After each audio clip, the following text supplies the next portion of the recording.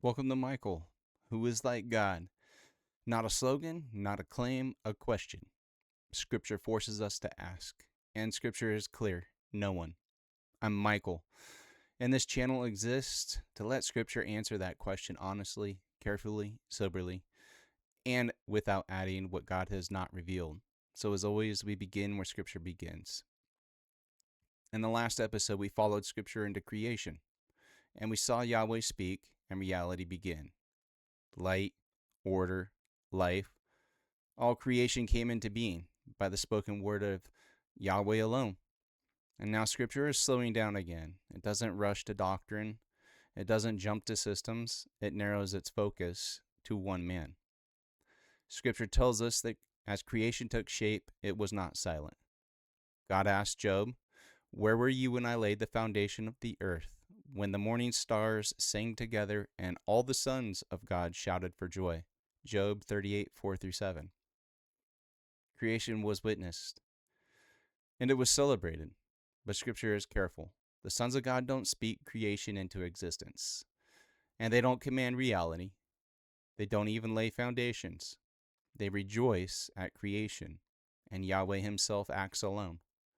Creation responds. Created beings celebrate. Scripture keeps that order clear. Scripture also tells us the Spirit of God was hovering over the face of the waters in Genesis 1:2. This image gives us a picture of presence, of readiness, of purposeful power.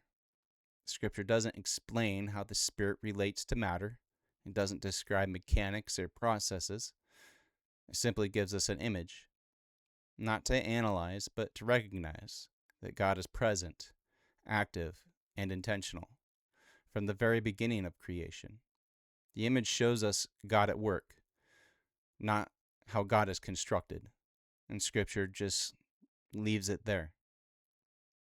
After telling us how the world was spoken into being, Scripture pauses. It turns its attention to a man, Adam. And he isn't introduced casually. Scripture changes its language here. It adds detail because how something comes into existence matters.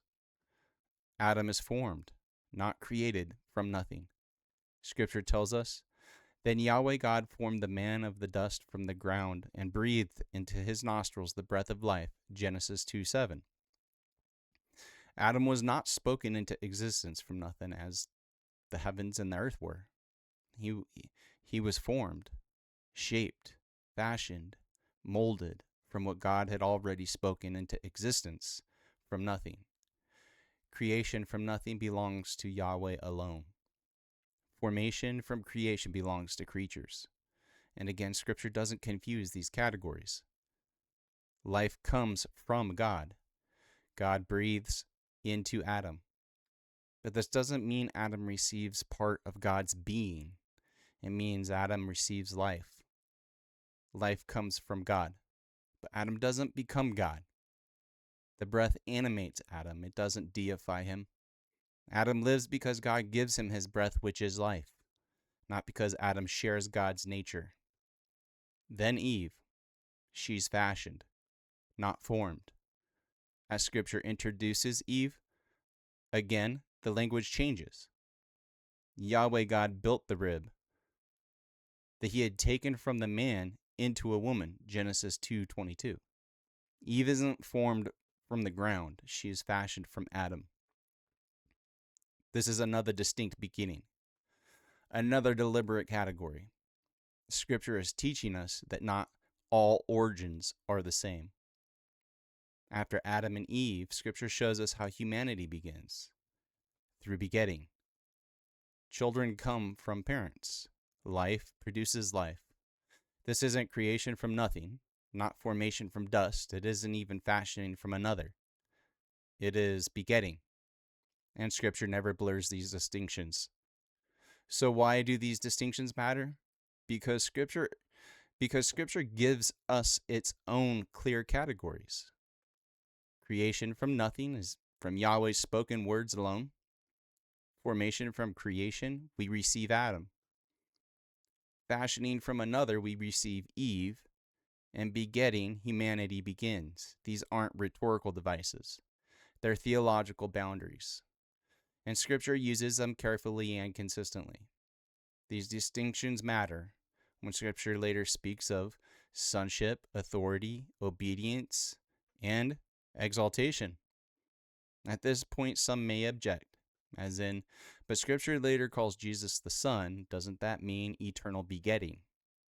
That question matters, and Scripture will answer it, but not yet. Right now, Scripture is doing something more basic. It is teaching us how to read origin language before it ever applies that language to anyone else. Scripture has already shown us that origin does not determine identity. Adam comes from the ground, yet he is not the ground. Eve comes from Adam, yet she is not Adam. And children come from their parents, yet they are not the same person as their parents. Relationship doesn't determine essence, and origin doesn't erase distinction. So, we don't just rush ahead. We have to allow for Scripture to establish its own categories first. Also, Scripture doesn't leave Adam's role undefined. When God says, "Let us make man in our image after our likeness" in Genesis 1:26, he immediately explains what that image means.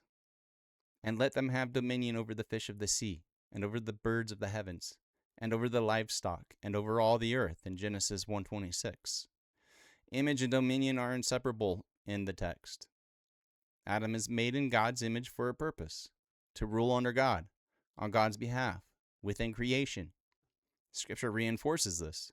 God blessed them, and God said to them, "Be fruitful and multiply and fill the earth and subdue it" in Genesis 1:28.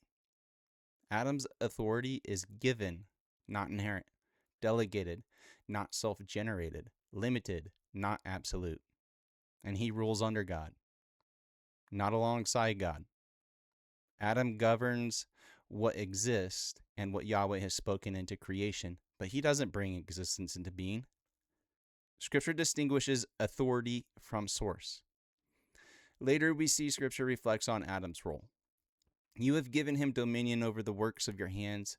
You have put all things under his feet in Psalms 8:6.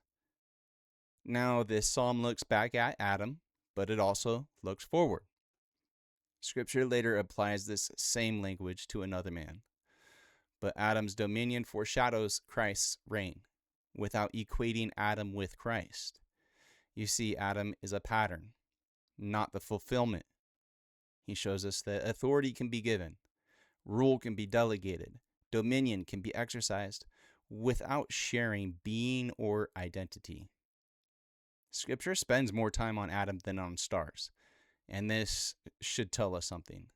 God isn't teaching us physics. He's teaching us about authority, responsibility, and relationship. Before Scripture ever speaks of a son sent, authority bestowed, obedience rewarded, it teaches us how life enters the world and how authority is given without shared essence. This is preparatory. Adam prepares us for everything that follows. He is a man under God, given authority, accountable, representative, but he is not God. Scripture will later speak of another man, and when it does, these categories will matter. Scripture does nothing accidentally. Creation, formation, fashioning, begetting, if we confuse them, we will confuse everything built on them. In the next episode, we will follow Scripture further as it introduces agency, name, and representation, how God speaks and acts through others without ceasing to be the one source. Until then, let Scripture speak, let God be true, and let the beginning remain the beginning. If this series has been helpful, you're welcome to like, subscribe, or share so others can follow Scripture in the same careful order. I'm Michael, and thank you for listening.